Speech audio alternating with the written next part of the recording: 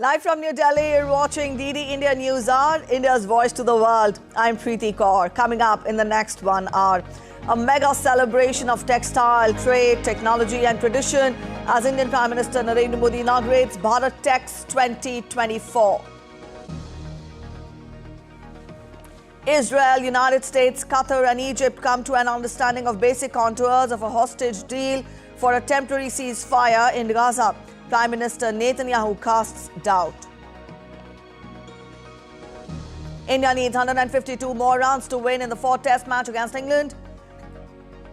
India at 40-0 at stumps, lead the series 2-1.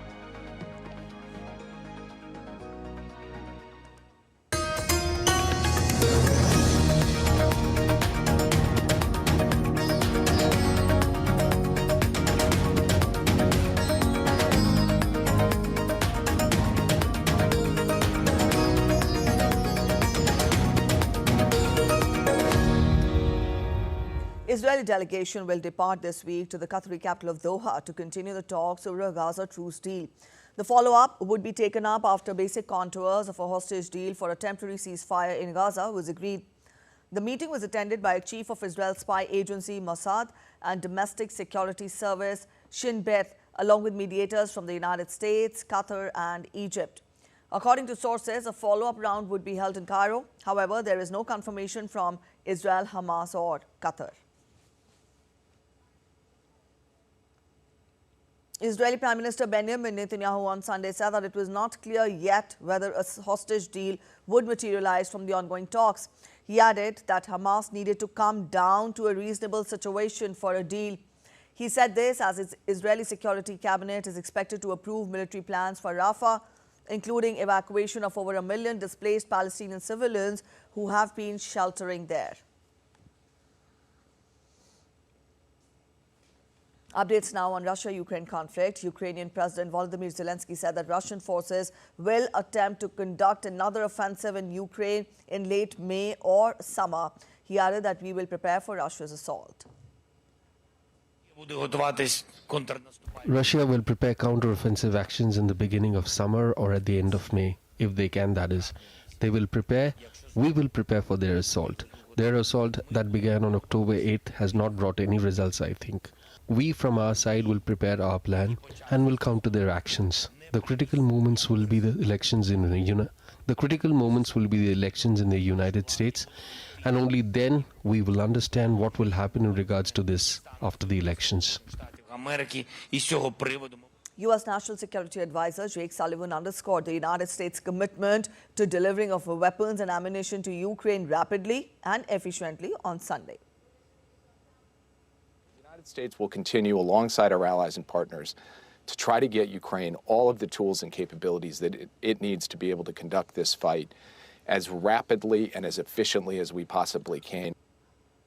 Polish farmers added to their tractors to growing EU protests, blocking one of the key crossings into Germany on Sunday. Around 100 tractors lined up on the Polish side of the A20 north of Swieko, blocking the border and forcing German-bound traffic through Slubice and over the bridge into Frankfurt-Oder. The protests blocked other roads and caused heavy traffic. The Polish farmers said their protest would likely finish on Monday, but also mentioned as long as things remain unchanged, the protests will continue.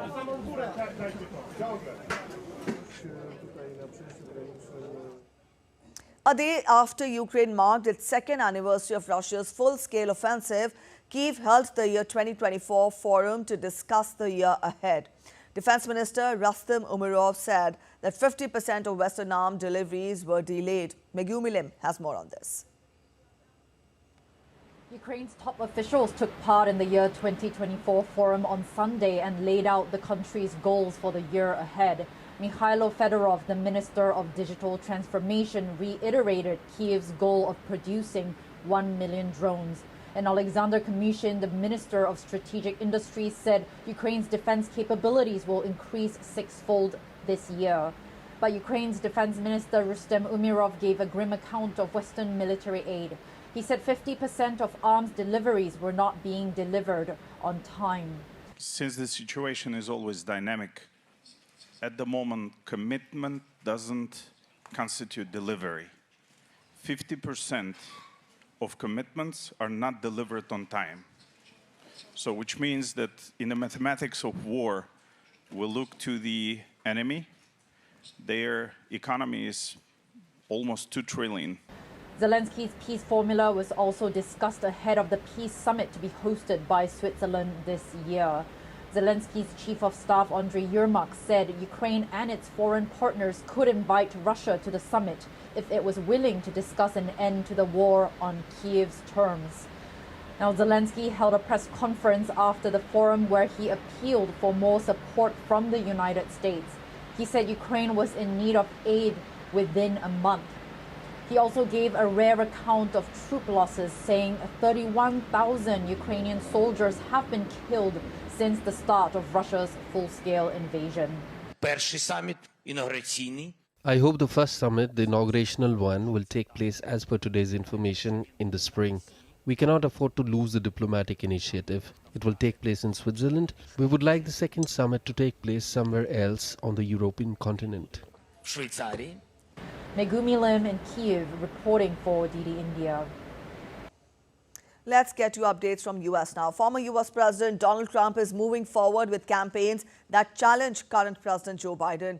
It is not official, but he is the presumptive Republican Party nominee after winning the latest primary election in South Carolina against Nikki Haley. Caroline Malone reports from Charleston on this. Well, Nikki Haley hasn't admitted complete defeat just yet, despite having lost the South Carolina Republican primary to Donald Trump. In her concession speech that she gave late on Saturday night, she said she's a woman of her word and she had promised to carry on campaigning and to give the Republican Party voters an alternative, an option that's not Donald Trump. And she says that's what she's going to do. In fact, she has 7 places on her agenda to visit and campaign at over the next week and a half. Now, in terms of the results itself, she actually did fractionally better than expected. In the final tally, Donald Trump got about 70% of votes. Nikki Haley just under 40%, so she lost by about 20 points, which is slightly smaller than polls had predicted that she would, saying she might lose by as much as 30 points. However, Donald Trump very much still the winner in South Carolina and very much likely to be the presumptive Republican Party candidate for president going forward. We'll see more of that on Super Tuesday. That's a day on March the 5th when we have 16 US territories and states holding their primary elections to decide on their party's nomination for presidential candidates. Donald Trump, again, likely to do well in those states, and then it will become almost certain that he is the Republican Party's choice. However, Nikki Haley may still pick up some delegates. She may gain some in places such as Texas, where she still does retain some support.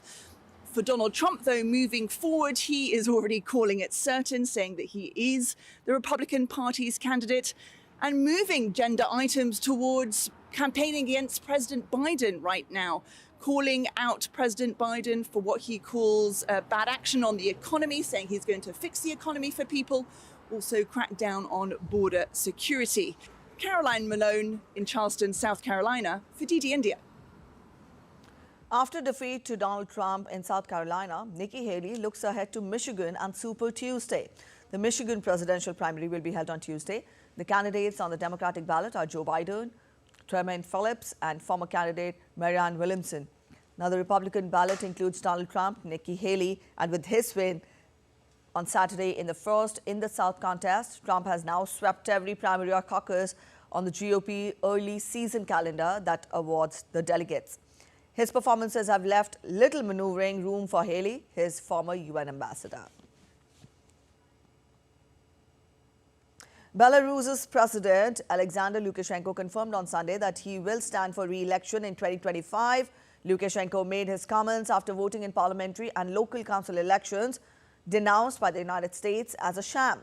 Sunday's election is the first since the contentious 2020 presidential vote that handed Lukashenko his 6th term in office. The result was disputed by the country's opposition and sparked months of angry protests against his government. Lukashenko, who has ruled Belarus since 1994, is one of Russian President Putin's closest allies. A group of migrants had to be rescued after they were swept downstream while attempting to cross the Rio Grande River into Texas. Mexican National Security Guard and police helped the migrants get to the shore. However, one Guatemalan woman remained missing and it is not immediately known whether she survived or not. Meanwhile, Texas Governor Greg Abbott has begun construction of an 80-acre military base camp in the city of Eagle Pass in Texas. The camp will house 1,800 troops as part of a broader effort to deter a record number of migrants crossing illegally.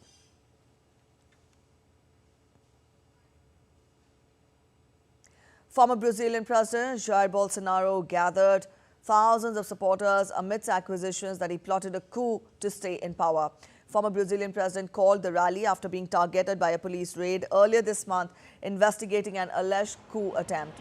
Police have seized Bolsonaro's passport and he is under scrutiny for their alleged plans to remain in power after losing the 2022 elections to President Luiz Inácio Lula da Silva.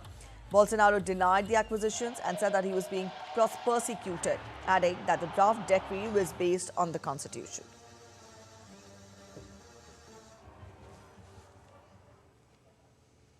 You're watching DD India News Hour. We're heading for a short break. But after the break, strike by trainee doctors cripple functioning of hospitals in South Korea. Refusing to abide by the demands of the doctors, South Korean government urges them to return to work. A Japanese dance group, Avant-Garde, earns laurels for their performance in Hong Kong, but at the same time raises eyebrows too. Why? We tell you ahead. With significant decrease in Asian elephant numbers, animal rights groups in Bangladesh have welcomed the suspension of all licenses for their capture.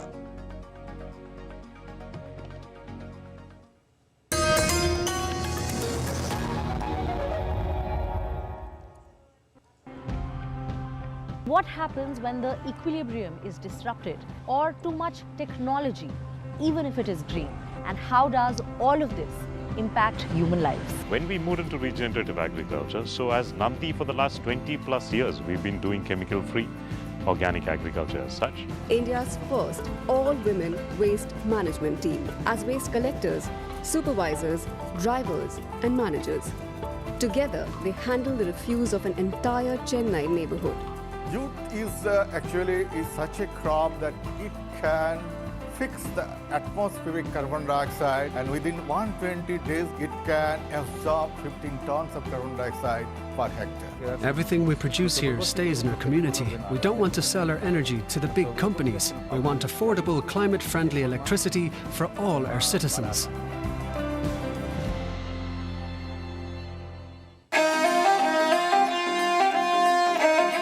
Always welcoming. The vibe of Punjab is larger than life.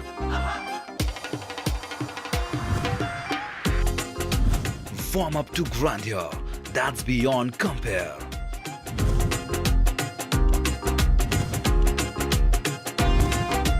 And history that's dotted with tales of bravery.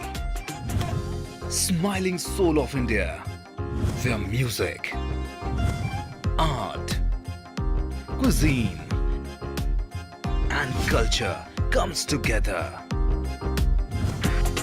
to create an unforgettable impression. Punjab is all set to win your hearts with its unique and colorful extravaganza.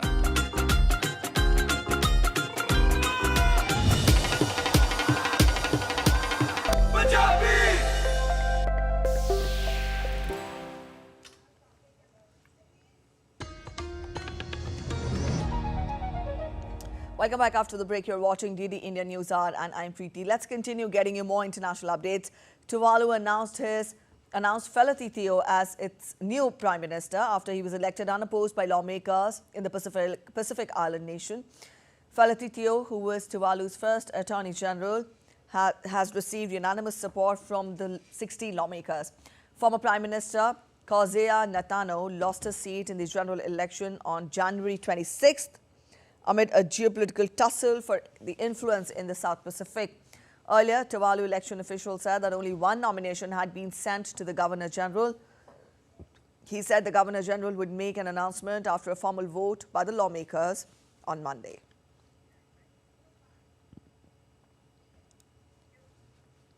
The World Trade Organization will hold its 13th ministerial conference. We'll get to more on that, but before that, tens of thousands of people took to the streets of German cities to protest against the far right on Sunday. The biggest protest was in the north city of Hamburg, where some 50,000 people gathered, according to the organizers. Hamburg is the second largest city in Germany. Protesters gathered against collaborating with the far right in German politics since the Second World War. This was already the third major demonstration against the right in Hamburg. Germany has seen a wave of demonstrations against the far right after an investigative report revealed far-right extremists met last year to discuss the deportation of millions of immigrants.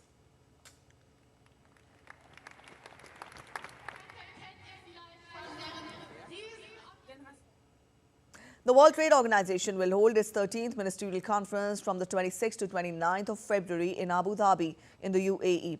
Trade ministers from across the globe will evaluate the functioning of the multilateral trading system and chart the future course of the WTO.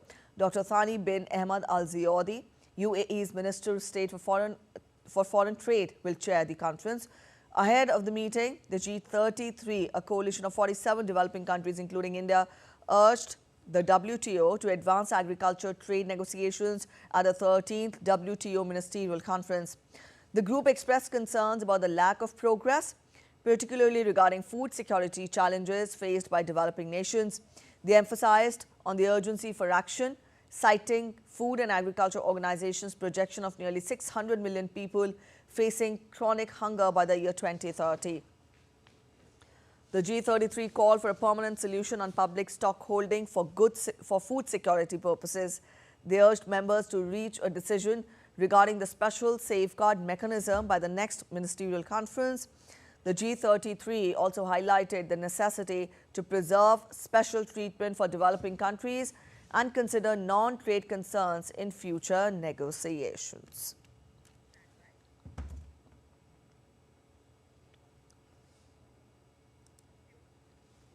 People in Thailand are pouring into Bangkok to have a glimpse of the holy relics of Lord Buddha and his two disciples. They are brought from India by a 22-member delegation. Nearly 1 lakh devotees paid their obeisance to the sacred relics at the pagoda in Sanam Luang Pavilion on Makha Bucha on 24th of February. The 4 holy Piparawa relics of Lord Buddha and his disciples were enshrined on 23rd of February for public veneration. The holy relics will be escorted back on 19th of March from Thailand to their respective homes, concluding a historic and spiritually enriching exposition in Thailand.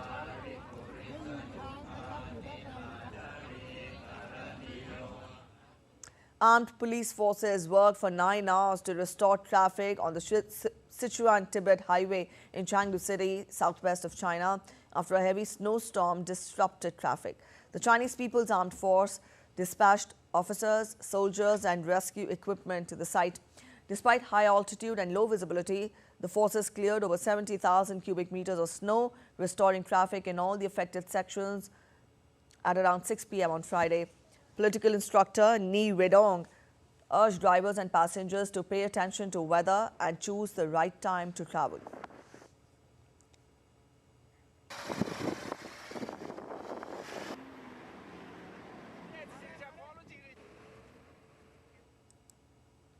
Animal rights groups in Bangladesh have welcomed the suspension of all licenses for young Asian elephants, allowing them to no longer be captured and taken into captivity. The country used to be a major home for Asian elephants, but poaching and habitat laws have led to a significant decrease in their numbers. The High Court's decision aims to end the harsh training that has been inflicted on the animals, with about half of them living in captivity. The suspension comes after a young elephant was killed by a train for begging on the streets.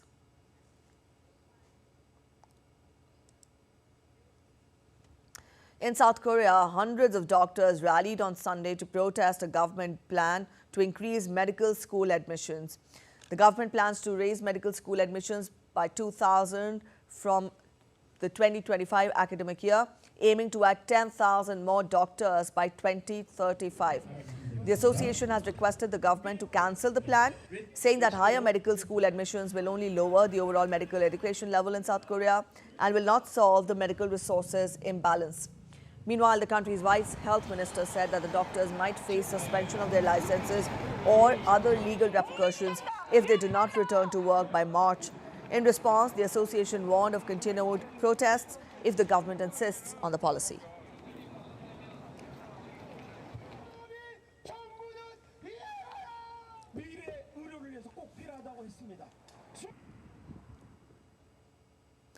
Chris Gilbert joins us for more on this. Chris, good morning. Now, we know that the functioning of the hospitals is crippled and striking doctors refuse to budge from their stance. How grave is the situation in South Korea? Well, the situation is that today there are 9,000 fewer trainee and junior doctors working, especially in university hospitals, than there were this time last week. And, they are a drop in the pool of all the doctors in the country, but they are an essential cog in the wheel of the entire health system, and one that has simply fallen away in the last week. And this is really the culmination of multiple factors and multiple years of issues coming to a head. You mentioned some of the reasons why they're striking. They actually extend as well into their wages, their conditions, the competition that's going to increase with 2,000 more doctors going into medical school every year, but also those doctors then graduating and entering the workforce and facing the conditions that these junior doctors and senior doctors before them have faced. They say 36-hour shifts, 100-hour weeks for about $3,000 a month, and we've seen about 400 senior established doctors on Sunday join in solidarity, protesting alongside these junior doctors who are resigning and walking out. And they're doing this at the risk of either having their medical license revoked by the government or even being arrested by the government for what it's calling this illegal collective action. So it is a significant issue that has been boiling and simmering away in South Korea. It is now clearly at the surface for all to see due to the action by these trainee doctors. All right, you tell us that close to 9,000 trainee doctors have joined the strike. Let us understand more from you as to what are the possible options ahead for the government, Chris. Well, the government, as I say, is taking a hard approach to this. It's between a rock and a hard place. Immediately about these resignations, they are not empathetic. They're not empathetic towards the action of the senior doctors who are striking or the junior trainee doctors who are not going on to internships from grad school or who are not going on to fellowships from finishing their internships, who are just flat out resigning. They're saying that this is illegal. They're sticking by their plan for 2,000 more doctors in med school by 2025 every year, boosting it to about 5,058 total. And you have to have a bit of sympathy with that position as well, which is that they're facing, a devastating shortage of doctors in the country as the number of older people rises, as the demands on the health system rises, the population drops. We've got new population stats coming out on South Korea this coming Thursday. It is the most depopulated country in the world at the moment, and those doctors are needed badly, especially in rural areas, to face the health needs there. So that is what it's faced with. It is saying that it actually has revised that 2,000 number down from 3,000 originally, but at the moment, with this direct action, it is taking a hard line. All right, Chris, we'll leave it here. Thank you for joining in with those details. And up next, we take a look at other stories making it to the headlines from across the world now. A container ship collided with the Lijiang Bridge in Guangzhou in China, causing 5 deaths and 3 injuries. The bridge, which serves as the main transportation route and water supply line for Sanmen Island's 8,000 residents, was severely affected. The local government established a 3-kilometer emergency supply line to restore water supply to the affected area.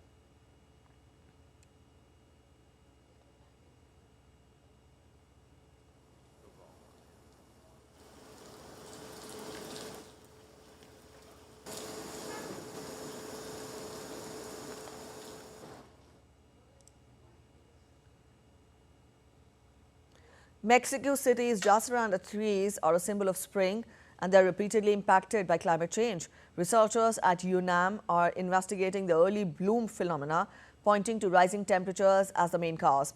Originally planted by President Pascal Ortiz to replicate Japanese cherry trees, the trees are now a staple for Mexico City's 9 million inhabitants.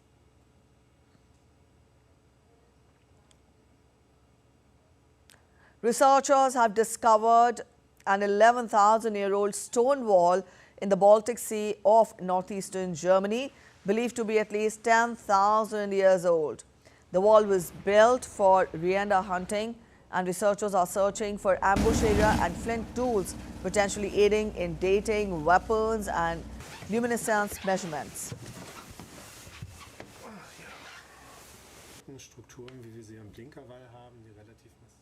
Japanese dance group Avant-Garde performed in Hong Kong during Lunar New Year holidays, causing political squabbles after a video showed them performing a popular dance on mainland China, Kemuzan.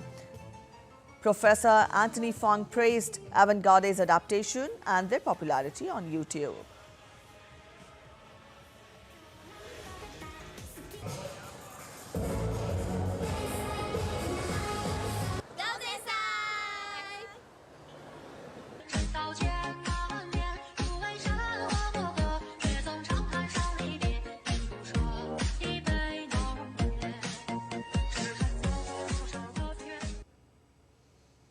Elite skateboarders held a unique jam session on the view at the Palm Tower in Dubai, offering a 360-degree view from 245 meters high.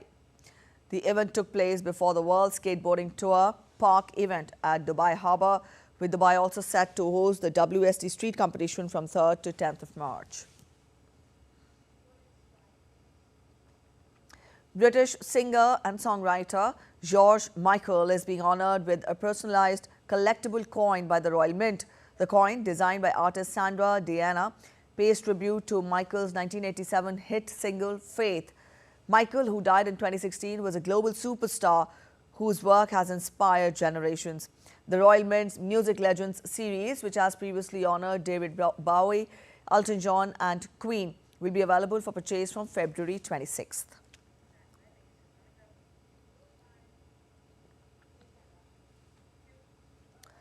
We're heading for a short break on TD India News Hour. After the break, we'll get to Prime Minister Modi to lay foundation stone, inaugurate and dedicate to the nation around 2,000 railway infrastructure projects via video conferencing today. In a bid to raise awareness about different disabilities and their impact on the lives of the people, India's president to inaugurate fun-filled day-long Purple Fest at Rashtrapati Bhavan today. India-Japan joint military exercise commences to enhance joint tactical level operations.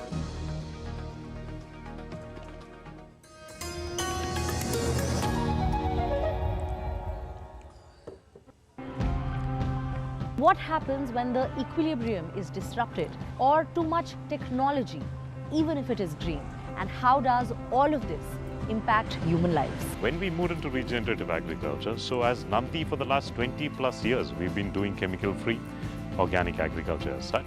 India's first all-women waste management team as waste collectors, supervisors, drivers and managers.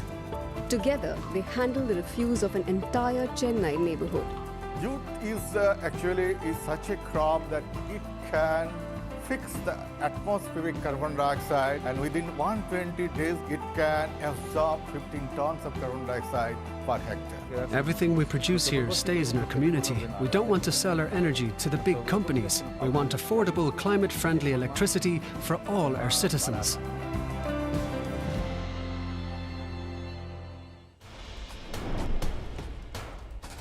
Wherever news breaks, whatever it takes. Connecting corners, cutting across continents. Stories that matter from across the globe. Accurate, authentic journalism that serves you right. From politics to glamour, from sports to world affairs, with a fusion of aesthetics and substance. Introducing news in a new avatar. Experience the world through a new lens. Stay tuned to DD India for an exciting journey beyond borders.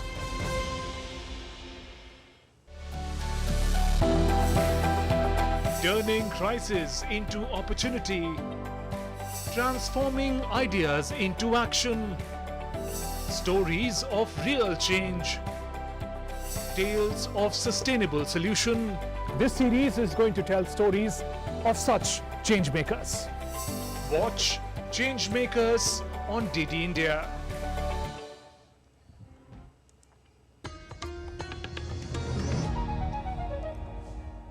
Welcome back after the break. You're watching DD India News Hour. A quick relook at the top stories once again. A mega celebration of textile, trade, technology and tradition as Indian Prime Minister Narendra Modi inaugurates Bharat Tex 2024. Israel, United States, Qatar and Egypt come to an understanding of basic contours of a hostage deal for a temporary ceasefire in Gaza. Prime Minister Netanyahu casts a doubt. India needs 152 more runs to win in the fourth test match against England. India at 40-0 at stumps, lead the series 2-1.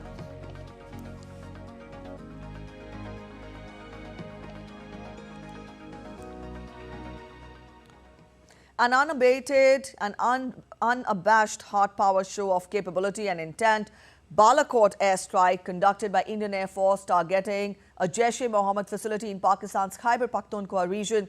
A watershed moment in India's defence prowess was carried out to avenge the martyrdom of 40 CRPF bravehearts on 14th of February 2019 Pulwama terror attack. Sakalbat gets us more.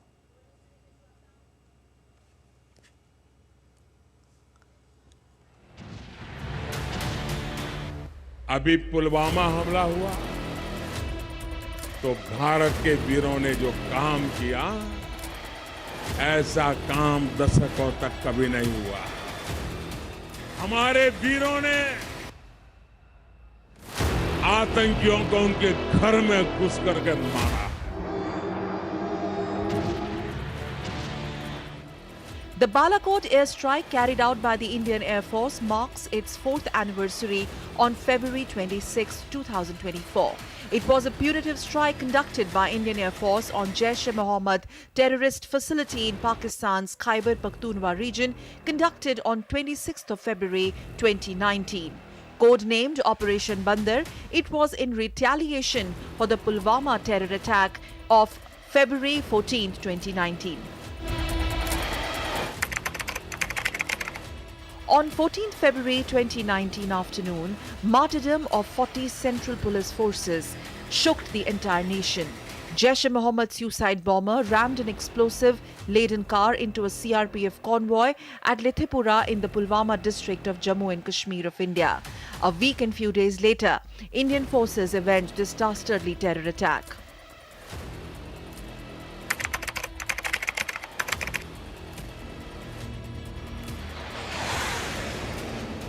In an intelligence-led operation in the early hours of today, India struck the biggest training camp of the Jaish-e-Mohammed in Balakot. In this operation, a very large number of Jaish-e-Mohammed terrorists, trainers, senior commanders and groups of jihadis who were being trained for Fidaiin action were eliminated.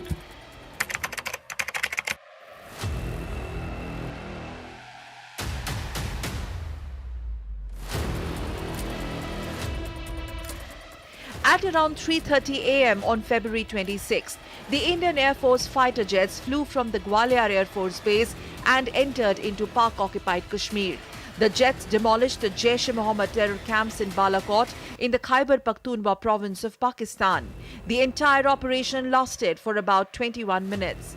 Later the same day, the Indian government confirmed the airstrikes and characterized it to be the preemptive strike directed against a terrorist training camp in Pakistan.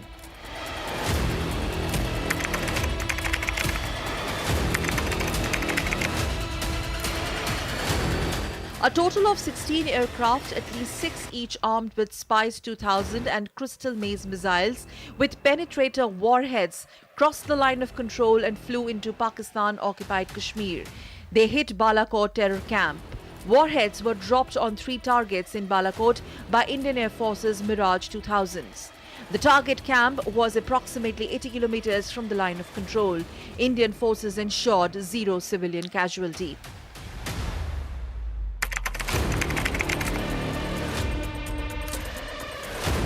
India's out-of-the-box response displayed India's defense capability and affirmed its right to defend itself against terrorism. The Indian government described Balakot airstrike as an event of military precision and impact. Thus, in the annals of Indian history, Balakot airstrike serves as tribute to 40 martyred Pulwama attack bravehearts. Indian forces avenged that with a befitting response, ensuring that the sacrifices of Pulwama martyrs do not go waste. Balakot strike of 2019, 26 February ensured just that. Sakal Bhatt's report for DD India. Reaffirming India's position as a global textile powerhouse, Prime Minister Narendra Modi will inaugurate Bharat Tex 2024, one of the largest ever global textile events to be organized in the country. Bharat Tex 2024 is being organized from 26th to 29th of February. Drawing inspiration from the 5F vision of the Prime Minister, the event has a unified farm to foreign via fiber, fabric and fashion focus, covering the entire textiles value chain. It will showcase India's prowess in the textile sector. Bharat Tex 2024 is built on the twin pillars of trade and investment with an overarching focus on sustainability. The 4-day event will feature over 65 knowledge sessions with more than 100 global panelists discussing various issues facing relevance in the sector. It will also have dedicated pavilions on sustainability and circularity, and in the heart fashion presentation. Also, Bharat Tex is expected to witness participation of policymakers, global CEOs, over 3,500 exhibitors, over 3,000 buyers from over 100 countries and more than 40,000 business visitors. With more than 50 announcements and MOUs expected to be signed during the event, it is envisaged to help push up exports.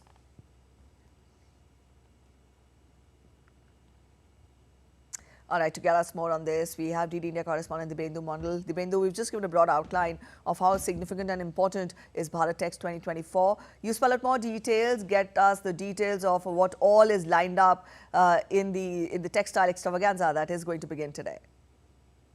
Well, good morning, Preeti. You know, the Bharat Tex 2024 is one of the biggest, in fact, largest textile expo, international level textile expo that is being organized here in New Delhi. This textile expo is so big that it had to be divided into two. In fact, holding the expo was so big that it had to be divided into two different multinational level halls here in New Delhi. One will be showcased at Bharat Mandapam and the other will be at the Yashok Bhumi, both in New Delhi. There'll be over thousands of exhibitors that will exhibit their different segments of the textiles, which includes the yarns, the cotton, the finished products, and also Indian khadi will also be a significant aspect of the Tex 2024 this time around, because the government's push towards khadi will also be showcased here at the Bharat Tex 2024 Expo that is being organized. We'll also see participants from over 100 countries that will be gathering at New Delhi to learn about Indian products, and also the government's push to export Indian khadi to other countries will also see a significant push through the Textile Expo 2024. Also, there'll be sideline events which includes the CEOs roundtable. There will also be pavilions that showcases different art, textile art, and in fact art styles in different parts of the Bharat Mandapam where these stalls are being set up. It will also be open for public to come in. This is perhaps one of the biggest conglomeration of all the textile sectors from across India to come to a single platform. And this will also provide as a gateway of Indian products to the world. So, Preeti, the 3 days expo that is lined up here in Delhi is something that will be watched out for in the textile industry here in India. And of course, the government's, as I said, the government's push for exporting Indian-made khadi products to the world is something that will be highlighted at the Textile Expo 2024. All right. So the main thrust of the expo would be on getting a fillip to the exports of textiles. Dibendu, help us understand how big and how massive or vast is the textile industry in the country, because the thrust of the fair of the expo would be on exports. But then back home, how much will it help strengthen the textile industry? Of course, if the export increases, the production and manufacturing of textile will also increase in the coming years. Remember, there are multiple textile hubs across different parts of the country. For example, Varanasi is one of the biggest textile hub where the world famous Banarasi sari is manufactured. So there are other. In fact, Surat is also one of the largest textile hub of India. So, there are many pockets across India in different parts of the country, in different states. They have the different speciality. For example, Bengal, there are different saris which are manufactured in Bengal, which is not available in anywhere else in the country. So, the government will also focus on showcasing the specialities and the specific form of sari or that specific form of textile to a particular region to the globe. Of course, if and as and when the textile production increases, India's capacity and capability to produce more and more textile and make India as one of the largest exporter hub of textile. Remember, is something that the government is wanting through this textile expo. And also remember that the textile industry in India has always been a very large industry, even during the pre-independence era. So, the textile industry, the cotton that comes from India is one of the finest cottons. So, the push for exporting the finest quality of cotton to the world is also something that the government will showcase through this particular expo. All right, Devendu, thank you for joining in with those details. We'll come back to you again during the day when the expo begins. Also, later in the day, Prime Minister will lay the foundation stone, inaugurate and dedicate to the nation around 2,000 railway infrastructure projects via video conferencing.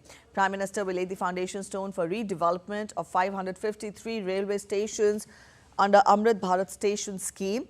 Also, Prime Minister will inaugurate Gomti Nagar Station in Uttar Pradesh, which has been redeveloped at a total cost of around 385 crore rupees. Prime Minister will also lay the foundation stone, inaugurate and dedicate to the nation 1,500 road overbridges and underpasses. Now, these bridges and underpasses spread across 24 states and union territories. The total cost of these projects is around 21,520 crore rupees. Also, these projects will reduce congestion, enhance safety and connectivity, improve capacity and efficiency of rail travel.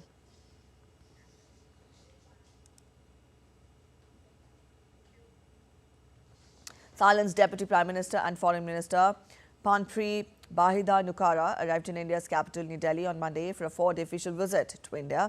Nukara will be co-chairing the 10th India-Thailand Joint Commission meeting with India's External Affairs Minister Dr. S. Jaishankar at Hyderabad House in Delhi on Tuesday. During his visit, Nukara is also scheduled to meet Vice President Jagdeep Dhankar.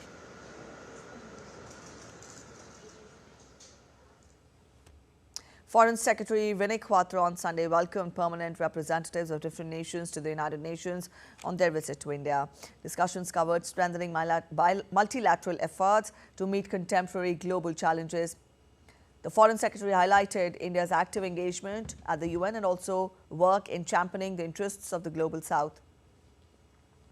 India's deepening engagement with the United Nations is based on its steadfast commitment to multilateralism and dialogue as the keys to achieving shared goals and addressing common challenges faced by the global community.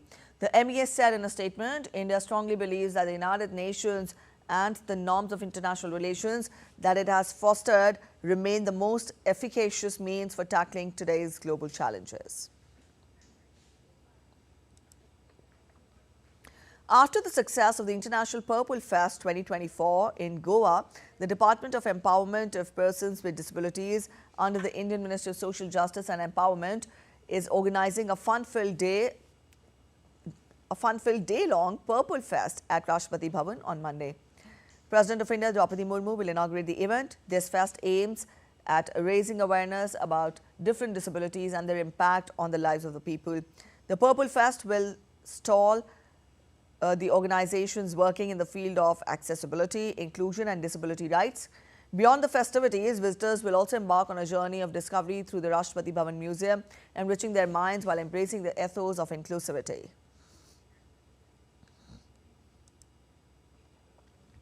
India's Ministry of External Affairs has rubbished media reports regarding Indians with the Russian army seeking help for discharge. In a tweet, MEA writes, and I quote, "Each and every such case brought to the attention of the Indian Embassy in Moscow has been strongly taken up with the Russian authorities, and those brought to the attention of the ministry have been taken up with the Russian Embassy in New Delhi. Several Indians have already been discharged as a result. We remain committed as a matter of top priority to actively pursuing with the Russian authorities all the relevant cases of Indian nationals for an early discharge from the Russian army." Up next, a quick look at other stories making it to the headlines from across India. A joint military exercise dubbed Dharma Guardian between India and Japan commenced on Sunday at Mahajan Field firing ranges in the northern state of Rajasthan. The exercise aims to enhance interoperability in joint tactical level operations in semi-urban environment under the United Nations mandate.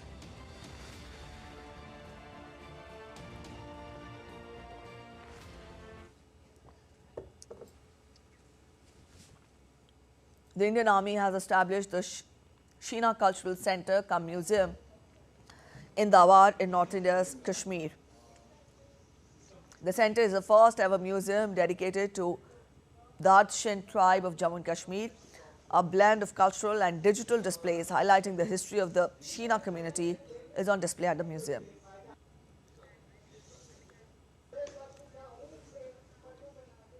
A short break ahead, but still to come on this edition of DD India News Hour. UK job vacancies fall by 15%. Employers advertise the fewest jobs in nearly 3 years last month. We will tell you the details ahead. Three-time Olympian Deepika Kumari wins a gold in the women's individual recurve category at Asia Cup Archery Stage 1 tournament in Baghdad. Lantern Festival celebrations eliminate China, marking the end of the Spring Festival period.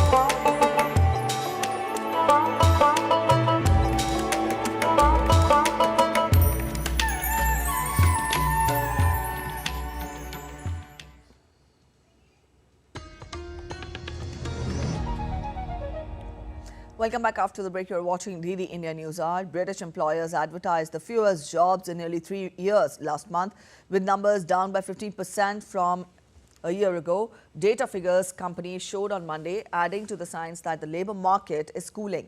However, the central bank wants to see wage growth slow from rates of more than 6% in order to put downward pressure on inflation, which remains double its target. Falling job vacancies offer a potential sign that employers are finding it easier to recruit than in the immediate aftermath of the COVID-19 pandemic. Asian stocks opened on a positive note on Monday. Japan's Nikkei hit a fresh record high as trades resumed after a long weekend. Elsewhere, China shares opened higher to extend their winning streak. Japan's Nikkei comfortably trading above its closing record of 39,098. The index first breached its 1989 all-time high of 38,915 on Thursday. The Topix added 0.8%. Hong Kong's Hang Seng rose 0.1%. South Korea's Kospi, however, moved against the trend and slipped 1.1%, while small-cap Kospi added 0.2%. All right, getting you updates from the world of sports now. In cricket, spin twins Ravichandran Ashwin and Kuldeep Yadav combined to rout England in their second innings and put India on course for a series-clinching victory in the fourth test on Sunday. Off-spinner Ashwin and Kuldeep shared 9 wickets on a turning track to bundle out England for 145 inside 2 sessions. Opener Zach Crawley top scored with 60. Chasing 192 for a victory, India cruised to 40 for no loss at stumps on day 3. The hosts are 2-1 up in the 5-test series. Indian spinner Ravichandran Ashwin surpassed Anil Kumble for the most wickets taken in tests in India during the third day of the 4th test against England in Ranchi. Ashwin picked the wickets of Ben Duckett and Ollie Pope to take his tally to 351. Kumble had amassed 350 wickets in 63 test matches in India. Ashwin also pipped Kumble in terms of 5-wicket haul, and he has 26 fifers while Kumble has 25. Three-time Olympian Deepika Kumari marked a triumphant return to the international stage by winning the gold medal in the women's individual recurve category at the Asia Cup Archery Stage 1 tournament in Baghdad on Sunday. Deepika defeated Simranjeet Kaur 6-2 in an all-Indian final to win the title. Meanwhile, Dheeraj Bommadewara trumped compatriot and Olympian Tarundeep Rai 7-3 to win the men's recurve archery title. India finished the Baghdad meet with 14 medals. That includes 9 golds, 4 silvers and 1 bronze medal. Indian shuttler Pramod Bhagat retained his gold medal at the Para Badminton World Championships in the Pattaya city of Thailand. After losing the first game, Bhagat scripted a fine comeback to defeat Daniel Bettel of the United Kingdom 14-21, 21-15, 21-14 in the SL3 category. Earlier in the day, Suhas Yathiraj and Krishna Nagar bagged the gold medals in their respective matches. Suhas beat Indonesia's Freddy Setiawan in straight games in the SL4 final, while Krishna got better of China's Lin Naili to secure 22-20, 22-20 victory in the SH6 final. Indian shuttlers bagged 18 medals, including 3 golds, 4 silvers and 11 bronze medals in the tournament, which concluded on Sunday. The Indian Army has emerged as the overall winner at the 4th edition of Khelo India Winter Games, which were held in the northern towns of Leh and Gulmarg. The Indian Army teams bagged 20 medals, that includes 10 golds, 50 silvers and 5 bronze medals. The events included snowboarding, alpine skiing, Nordic skiing, snow mountaineering, ice hockey, ice skating and more. The games were conducted in 2 phases. The first phase was held in Leh from 2nd to 6th of February, while the second phase was conducted from 21st to 25th of February in Gulmarg in Jammu and Kashmir.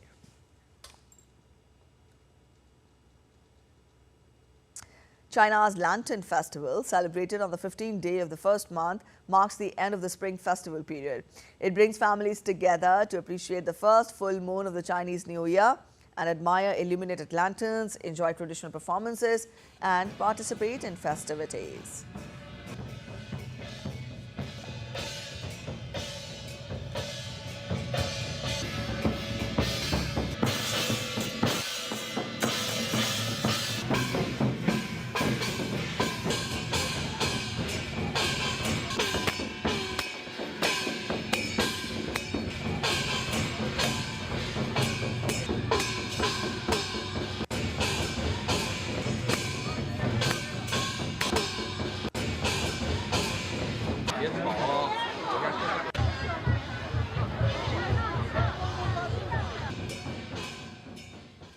All right, with that, we end this edition of DD India News Hour. But let us know your thoughts on the news of the day. You can connect with us on Facebook, X and also Instagram. We'll be back with more news as it breaks here on DD India. I'm Preeti Kaur signing off, and from all of us here in Delhi, thanks for watching DD India News Hour.